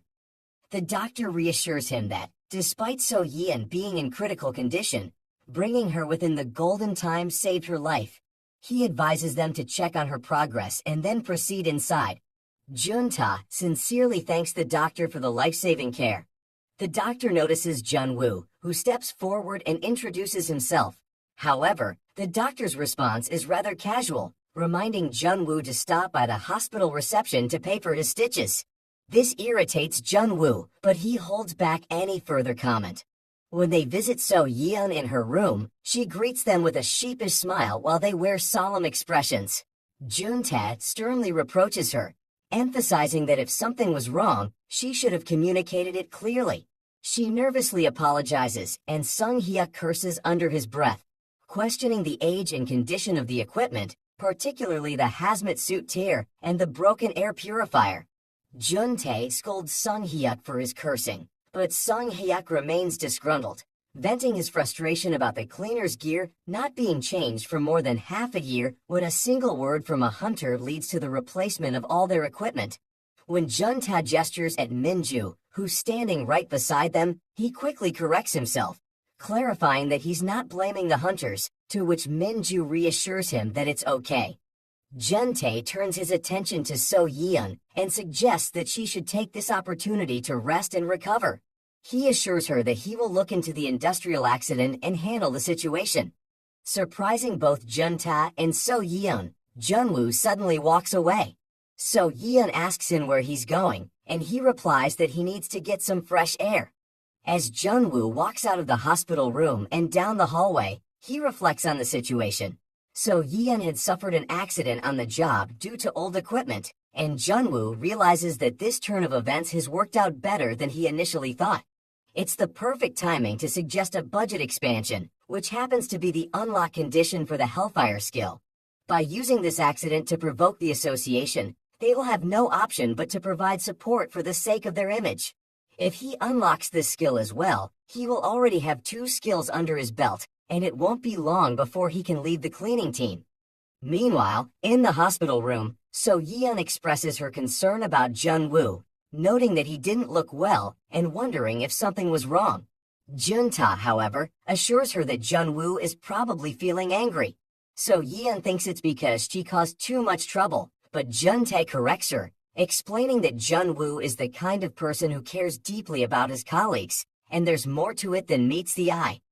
Minju privately agrees with Jun-tae's assessment, recognizing how Jun-Woo takes care of his colleagues, even to the point of sacrificing his own well-being. She acknowledges that there is much to learn from him. Sung Hyuk also shares his observation that the more they see of Jun-Woo, the more peculiar he appears. So Yeon asks what has led him to say that, and Sung Hyuk reveals that Jun-Woo saved her using a skill. This revelation astounds So Yeon, and Sung Hyuk adds that although he hasn't been working with the cleaning team for very long, the fact that a cleaner can use skills is quite remarkable. So Yeon expresses concern that she didn't know Jun-Woo saved her and didn't even have the chance to thank him. Jun-tae turns to Kim Minju, curious about her perspective on Jun-Woo. She takes a moment to think and then notes that he seems like a good person. Jun-tae clarifies that he was actually asking from a hunter's point of view, making Minju appear somewhat embarrassed. Jun-tae shares his belief that it's a waste for Jun-Woo to be just a cleaner.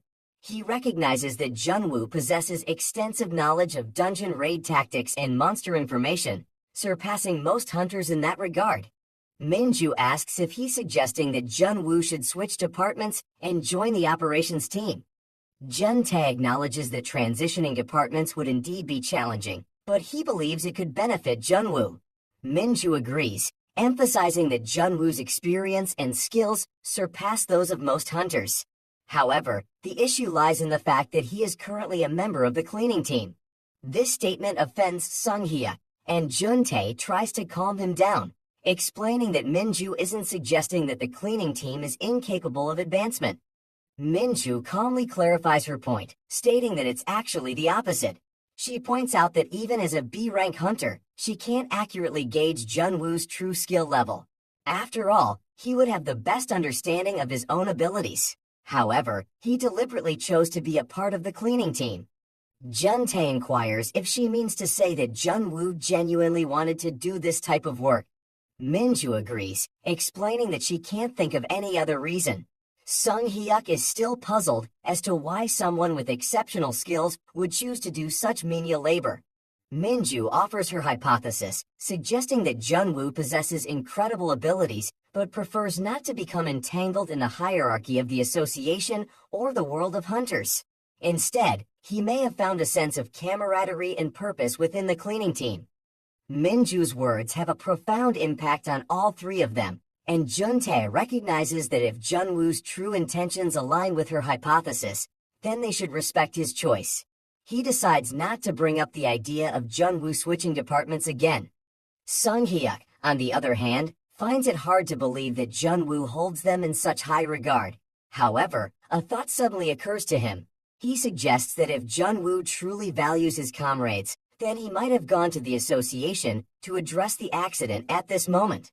Sung Hyuk's remark initially shocks Minju, but she quickly realizes that it is not an unreasonable assumption. Meanwhile, Jun-Woo stands confidently before the director of the Republic of Korea's Supernatural and Dimension Management Association in Seoul, Seo Min-cheol. With his head held high, he proudly introduces himself as a cleaner.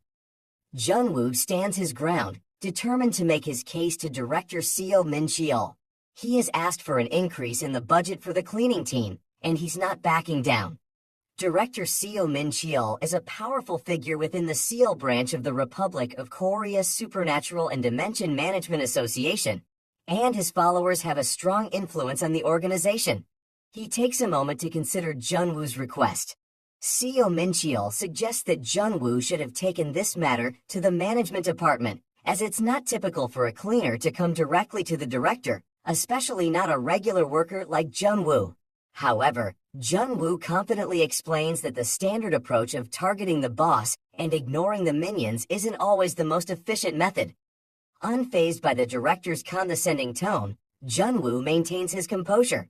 Seo Min-cheol appears to underestimate Jun-Woo's determination and audacity, thinking that he might be too young to understand how things work. The director questions where the cleaning team plans to spend the additional budget, as he believes their current expenses aren't substantial. However, Jun-Woo boldly asserts that he's requesting the increase precisely because the existing budget falls short, despite what the director may think of their expenses. Seo Min-cheol initially reacts with anger, but quickly regains his composure, finding Jun-Woo's audacity rather amusing. However, Jun-Woo is determined to get his point across. He informs the director about the recent accident that occurred due to their old equipment and the lack of funds to replace it. Despite the compromised equipment, they continued their work, resulting in a team member being exposed to the monster's poison. Jun-Woo emphasizes that the incident has just occurred, which is why the director hasn't received a report about it yet. Seo Min-cheol listens intently, his gaze fixed on Jun-Woo. He responds by stating that the situation is unfortunate, but claims that the association's headquarters is also facing financial constraints. Jun-Woo, however, is skeptical of the director's claims as he takes in the opulent office and the expensive-looking ring on the director's finger. He finds it hard to believe that the association is truly facing a financial crisis, especially considering the massive budget allocated to the Supernatural Subjugation Department, which would have included significant funds for the operations team. The association's substantial financial resources, in Jun-Woo's view, don't align with the director's assertion of budget constraints. Jun-Woo's boldness and insight leave Seo Min-cheol shocked. Jun-Woo leans forward on the table, emphasizing that the director won't be able to exhaust the entire budget within the year anyway. He points out that by year's end, the funds would likely be used for commemorative clearings or coalition raids. Jun-Woo's request is simple. He asks the director to allocate a portion of those funds where it's genuinely needed. Seo Min-cheol, taken aback by Jun-Woo's audacity, demands to know what he's playing at. Jun-Woo, in his calm and composed manner, reminds the director of his position as the head of the association's headquarters. He advises Seo Min-cheol to consider his own standing, especially since he has only been in his position for 2 months. Jun-Woo suggests that maintaining a stable position within the organization is crucial, considering the cleaning team is already rumored to be treated poorly.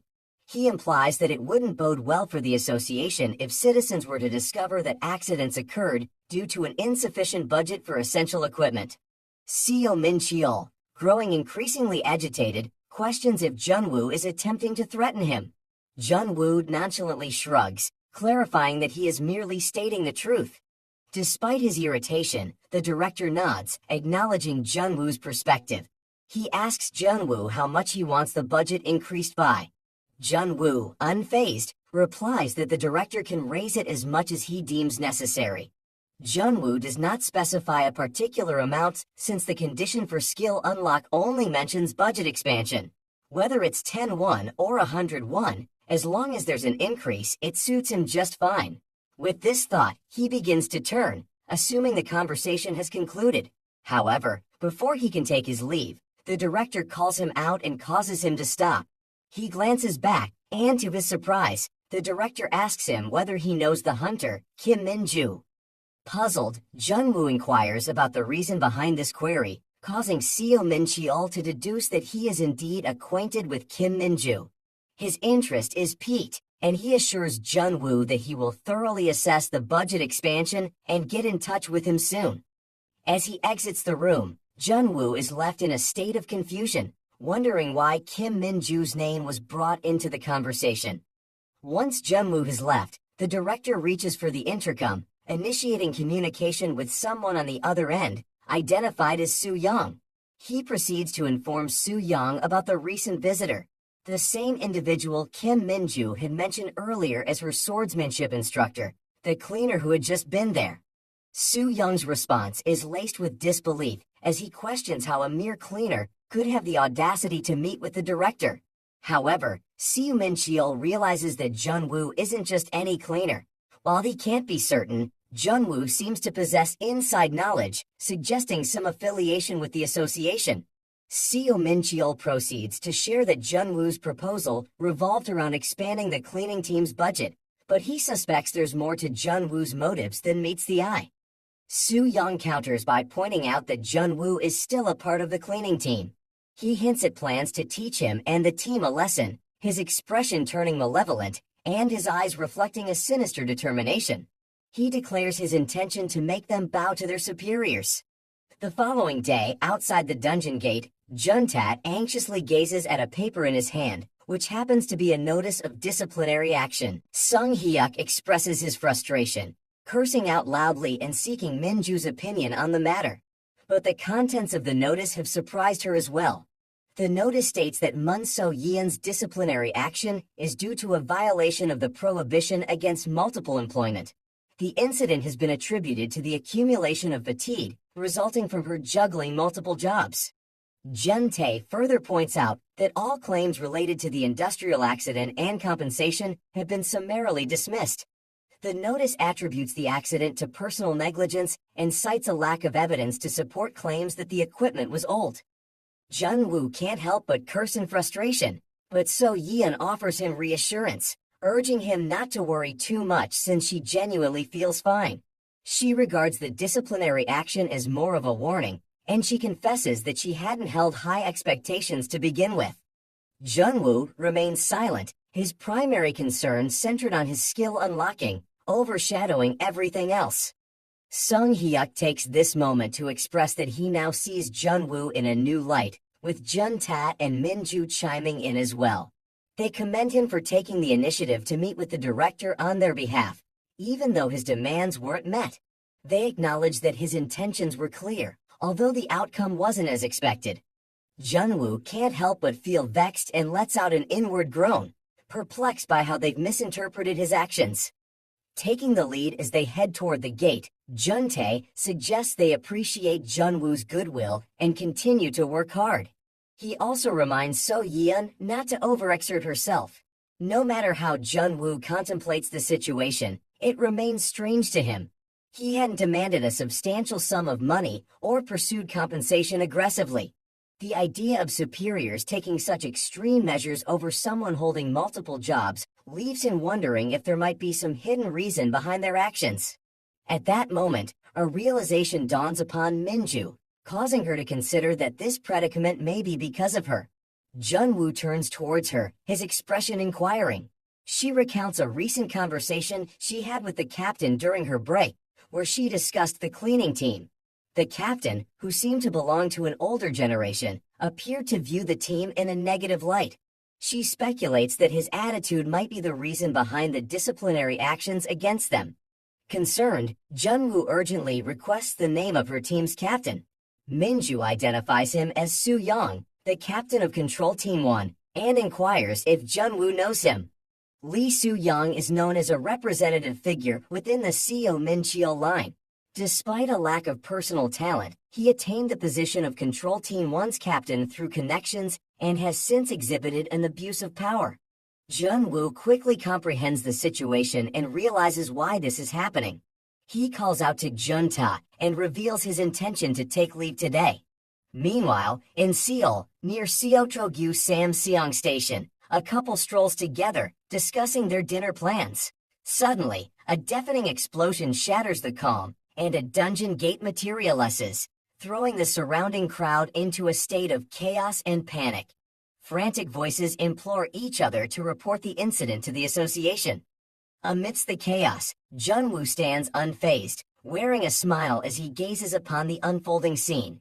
It's been a while, he muses, contemplating whether it's time to display a hint of his skills. A menacing growl emanates from the approaching monsters as they close in on Jun-Woo. With a swift motion, he activates his skill, feeling power surge through his weapon and course through his eyes. A system window materializes, indicating a drastic increase in the caster's movement speed during battle. Without hesitation, he utilizes the hyper boost, maneuvering through the encircling monsters in a zigzag pattern, delivering lethal blows as he passes. In a matter of moments, all the monsters lay lifeless, and Jun-Woo stands victorious. Dungeon Intercept, the act of clandestinely clearing a dungeon without the association's permission before a designated hunter is dispatched, is often viewed as a breach of etiquette, typically undertaken by freelance hunters seeking financial gain. Success requires swift execution and minimal information, resulting in a high mortality rate. Nevertheless, such concerns don't deter Jun-Woo. With approximately 15 minutes remaining until the operations team arrives, Jun-Woo sets a personal goal to finish the task in just 10 minutes. Though this dungeon would have taken less than 10 minutes in his prime as the world's #1, he now faces a stark reality. Without any defense skills, a single hit could prove fatal. This realization washes over him as he confronts the boss monster, a formidable golem. Nonetheless, Jun-Woo's ability to clear the dungeon quickly is primarily due to his prior familiarity with it. He finds himself facing the fourth boss, the imposing golem, which extends a massive arm toward him. Jun-Woo skillfully evades the attack and swiftly maneuvers away. Employing his hyper boost ability, he utilizes a clever tactic, hurling his spade at the golem. The spade strikes true, hitting the golem square in the center of its outstretched palm.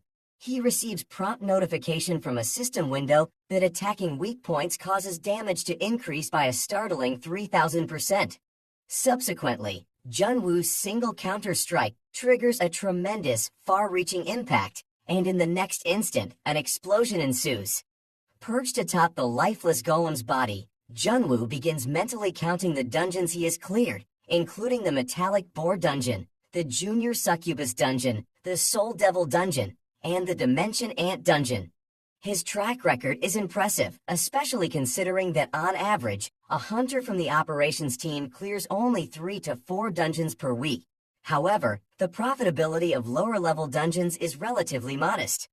Near the dungeon entrance, a cluster of association vehicles is parked, indicating an emergency at the association's headquarters. This reaction is understandable, given that 4 dungeons were lost to an unknown party. The consequences of getting caught range from termination to financial compensation, with luck potentially sparing the latter. Jun-Woo is certain they wouldn't even entertain the notion that a mere cleaner could be responsible for this. As the time for the arrival of the hunters draws near, he contemplates whether he should conclude his actions for the day. He dons a cap, eager to witness the stunned expressions of the hunters. However, after 2 days of absence, fate takes a twist, and he finds himself wearing that same stunned expression he longed to see on the hunters. Soo-young wears a pensive expression, while Jun-tae nervously chuckles, openly wondering why the operations captain is present. Soo-young joins in the laughter, and as he stands on the sidelines, Jun-Woo worries that Soo-young might have caught on to something. Soo-young pleasantly remarks that sometimes one must build camaraderie with other teams. Jun-Woo privately dismisses it as nonsense, especially since Soo-young typically doesn't pay attention to the cleaning team. With a sly smile, Soo-young urges them not to pay him any mind and to continue with their work as usual. Jun-Woo is stressed, sensing something suspicious in the fact that the operations team's captain is visiting now of all times. He must suspect Jun-Woo as the culprit of the intercept. Standing between them, Jun-tae attempts to diffuse the tension by suggesting they proceed with their tasks. He offers to fetch Soo-young a gas mask and a hazmat suit, but Soo-young cuts him off, stating that there's no need for the suit as he'll only be observing from a distance. Further into the dungeon, Jun-tae assesses the situation and realizes that it will require a substantial amount of time to complete their task. He turns to Sung-hyuk and inquires about the remaining time. Sung-hyuk responds that they should be fine if they manage to finish within an hour. Jun-Woo chimes in, providing an update on the concentration level, noting it's set at 69%. The flesh has become significantly hardened, requiring more effort to deal with. Jun-tae, concerned about safety, asks So-yeon about the gas level, and she informs him that it's at 150 micrograms per square meter, with decomposition progressing rapidly. Jun-Woo requests Sung Hyuk's assistance with dismantling, but Sung Hyuk declines, citing the need to clean up the passage due to the presence of a considerable amount of blood. Observing them silently from a corner, Soo-young believes they are acting busy because their supervisor is present. He contemplates throwing them off by introducing some bait. Just then, he spots Minju passing by and decides to stop her. Jun-Woo, from his work location, overhears Soo-young questioning Minju about the recent intercepts that occurred in the last 2 days. Kim Minju is under the mistaken impression that the current Jun-Woo is a hunter, and if she finds out that an intercept took place while he was on a break, it could raise suspicions among all the team members. Jun-Woo becomes increasingly worried about the potential consequences of this revelation. Minju remarks to Soo-young that the consequences faced by hunters involved in an intercept must be severe. Soo-young acknowledges her comment, stating that they are indeed keeping a close watch on the individual responsible, but it's proving to be a challenging task. Casting a sly glance in Jun-Woo's direction, Soo-young proceeds to mention that the one who apprehends the interceptor will be generously rewarded. Hunters who successfully capture the culprit will receive extra points in their rank evaluations, and if another team manages to catch them, personnel transfers will be arranged. In other words, if the cleaning team manages to apprehend the person behind the intercept, they'll have the opportunity to move to a different team. Soo-young encourages anyone else who might be interested to approach him. He then drops a suggestive hint, insinuating that someone among them might have been absent for 2 days or something similar. With his face still turned away, Jun-Woo realizes that this spells trouble for him. Soo-young's offer of transferring to another team is undoubtedly enticing, and it's likely that the race to catch the interceptor will become a first-come, first-served affair. Jun-Woo had momentarily forgotten that Soo-young is a shrewd individual, not one to be underestimated. Jun-tae approaches Jun-Woo with concern, inquiring about his well-being due to the injury he sustained the previous day. Jun-Woo's eyes widen in alarm at first, but then Jun-tae reminds him that he had warned him to be cautious while dismantling the monster. So Yeon agrees, emphasizing that it's fortunate Jun-Woo got hurt yesterday, rather than in front of a higher-up today. Sung Hyuk chimes in, suggesting that he had predicted such an outcome when Jun-Woo started singing while dismantling. Jun-tae playfully asks Jun-Woo if he let his guard down just because they complimented him a bit.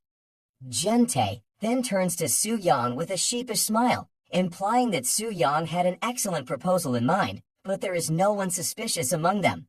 Sung Hyuk, standing behind him, adds mockingly that if the culprit were indeed from their own team, they would have already opted to switch to another team. Jun-tae, feeling a bit offended, comments on Sung Hyuk's apparent lack of loyalty. As the two of them engage in their banter, Soo-young looks on in bewilderment, while Jun-Woo remains utterly stunned by the turn of events. Later, in his office and with a sense of urgency, Soo-young confidently informs the director that he's convinced the cleaner was responsible for the intercept. He reports that there haven't been any further intercepts since the cleaners returned to work. However, the director's response over the phone leaves Soo-young completely shocked. The director instructs him to increase the budget of the cleaning team. Soo-young, taken aback and still in disbelief, vehemently objects, insisting that there must be clear circumstances that warrant disciplinary action against Jun-Woo. Seo Min-cheol, however, remains composed and offers a different perspective. He calmly tells Soo-young that they may have unknowingly crossed paths with the wrong individual, referring to Jun-Woo as an unusual case. As the director proceeds to reveal Jun-Woo's true identity and situation, Soo-young finds himself utterly incredulous. Jun-Woo arrives at the bank to conduct a transaction, his clothes stained with blood from his recent dungeon intercept. A child nearby tries to divert their mother's attention to him, but the mother perceives Jun-Woo as potentially dangerous. The reason Jun-Woo opted for a dungeon intercept is clear-cut. If he can't receive the budget, he'll take matters into his own hands and create it himself. Upon Soo-young's shock at the director's decision to increase the cleaning team's budget, Min-cheol reveals that the support team fund has been anonymously deposited in the name of the cleaning team, amounting to 20 million won. Although not an enormous sum, Seo Min-cheol is aware that the intercepted funds this time were around the same amount. Frustrated, Soo-young argues that this revelation only reinforces his theory that it's all the cleaner's doing. The director counters that this, in fact, exacerbates the issue, as it further incriminates the culprit. Confused, Soo-young looks for clarification. Seo Min-cheol explains that if someone with Soo-young's abilities had the capability to intercept, they wouldn't remain on the cleaning team. He goes on to assert that even if it were himself, he would never stay in such a position. When you possess the strength to climb the ranks, no one will willingly choose to perform the dirty work. Seo Min-cheol couldn't help but find something amiss right from the beginning. The fact that Jun-Woo approached him directly to discuss budget increases, coupled with his thorough awareness of the association's internal affairs, raised 100% certainty in Min-cheol's mind. There is someone currently on the cleaning team who shouldn't be there. It is undeniable that Jun-Woo is an insider of the association, but he appears to belong to the line of a prominent figure within the organization, perhaps even the president. Soo-young, taken aback and horrified by this assumption, can't fathom the implications. The director further adds that the president of the association doesn't hold him in a favorable light. This revelation leaves Soo-young seething with frustration. It now makes sense why his fellow cleaning team members were so protective of Jun-Woo. They likely knew about his connection to the president. He curses himself for not realizing it sooner. Min-cheol suggests that the deposit made in the name of the cleaning team seems like a warning, indicating that they are under surveillance and should carry out their work diligently. He can't tell for sure what might happen to Soo-young if things go south. Min-cheol acknowledges that they have made a grave mistake. Meanwhile, Jun-Woo stands with his team, contemplating the resolution of the intercept case. What remains unclear is when the deposited support fund will reflect in the budget. As they survey the rows of packages together, Jun-Woo is puzzled. Sung Hyuk turns to Jun-tae, questioning if he had ordered something at the location. Jun-tae firmly denies any knowledge of the delivered packages, but as So-yeon opens the boxes, they discover hazmat suits, gas masks, gloves, chemicals, and more. Jun-tae speculates that this support must have come from the headquarters, but Sung Hyuk remains skeptical. Inwardly, Jun-Woo realizes that it appears the support fund has indeed been put to use. Jun-tae comes across an official letter among the items, and Jun-Woo presumes it will likely state that it was sent by an anonymous supporter. However, his assumptions are shattered when he snatches the letter and discovers that the goods are valued at 200 million won, 10 times the amount he had originally deposited. Sung Hyuk proceeds to read the letter aloud for everyone. It explains that after a thorough association review, it has been determined that the lack of budget contributed significantly to the equipment deterioration, resulting in the accident. As a result, the headquarters has approved an additional budget increase, albeit a slight one. So Yeon and Jun-tae are left horrified by the idea that this is considered a slight increase. Sung Hyuk continues reading the letter, which expresses the association's deepest regrets and extends apologies to Ms. Mun So-yeon, along with a small payment as consolation. 100 million won for industrial accident compensatory damages. Tears well up in So-yeon's eyes, and she believes Jun-Woo is behind this gesture. With a hint of annoyance, Jun-Woo immediately denies any involvement. Sung Hyuk also questions him about his role in this change, and Jun-tae remarks that he has never witnessed the association altering its stance during his entire tenure.